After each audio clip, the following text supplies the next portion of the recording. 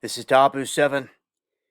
You're looking at smoke that is rising in northern Iraq after the Erbil airport has come under attack from Iran.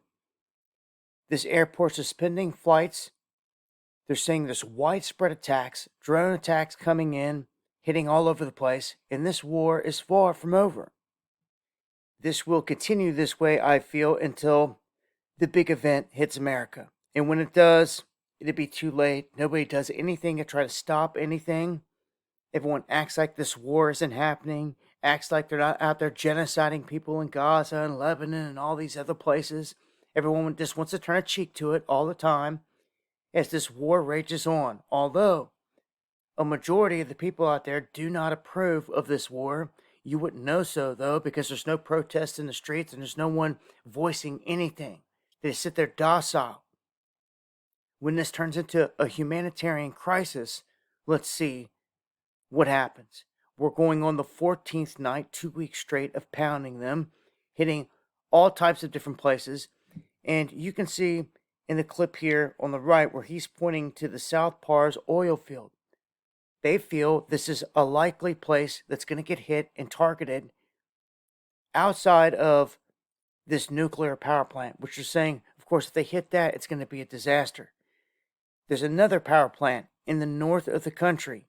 If that gets hit, that right there generates 40% of the electricity within Iran. I mean, one hit, it's out, and you've got a major humanitarian crisis again. Desalination plants getting hit, all types of other structures getting struck by the U.S. military, with Trump saying he's going to meet up with Netanyahu here within the week, his boss, so to speak, right? And if you don't know, Israel has made the official statement saying they're going to sit out right now. There's no reason for them to be involved in this. They drug us into this war, and they have the audacity, Smotrich, to sit there and say, we're not going to do it. Why get involved right now? The U.S. can handle it. No. This is going to have huge repercussions in the end. I could say that a million times, but people are just going to find out the hard way because people just look at it and they look the other way. And one of those times is going to be one time too many. People that don't have a plan for what's coming anyway in terms of this global reset are crazy. The Houthis threatening to shut down the Strait of Hormuz. And if they do this, you talk about things going into overdrive.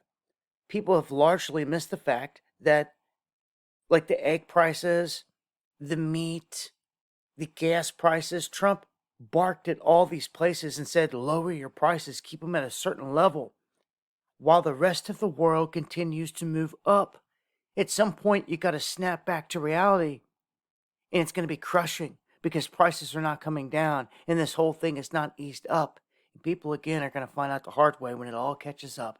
So you have a recall on all these things out there because we're under attack. And gas crossing 4, heading toward 420 here.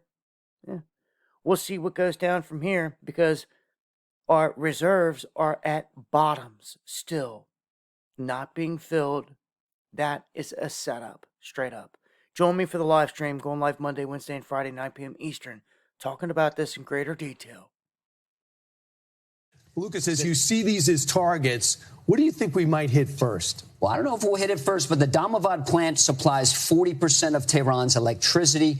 The Bashir nuclear power plant, probably not likely a target. The Russians built this. They still supply Iran with low-enriched uranium. Because, Lucas, we should say there's a risk to blowing up a nuclear plant. There's no question. Now, the South Pars gas field, this sits on the largest natural gas field in the world. Israeli forces hit this on March 18th in the beginning of the war.